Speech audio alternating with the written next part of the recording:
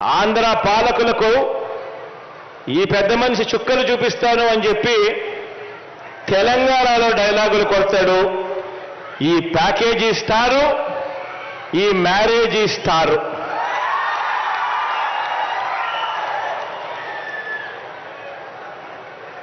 ఈ పెద్ద మనిషి పరిస్థితి, ఈ దత్తపుత్రుడి పరిస్థితి అక్కడ ఎలా ఉంది అంటే, ఆ తెలంగాణలో పోటీ పెట్టి ఇన్నిన్ని డైలాగులు, ఆంధ్ర రాష్ట్రానికి వ్యతిరేకంగా కొట్టిన ఇన్నిన్ని డైలాగులకు ఆయనకు పడిన ఓట్లెన్నో తెలుసా? చివరికి అక్కడ ఇండిపెండెంట్ గా నిలబడిన చెల్లెమ్మ బర్రెనెక్కకు వచ్చిన ఓట్లు కూడా ఈ పెద్ద మనిషికి చెందిన, ఈ పెద్ద మనిషికి దత్తపుత్రుడికి రాలేదు. డిపాజిట్లు కూడా రాలా.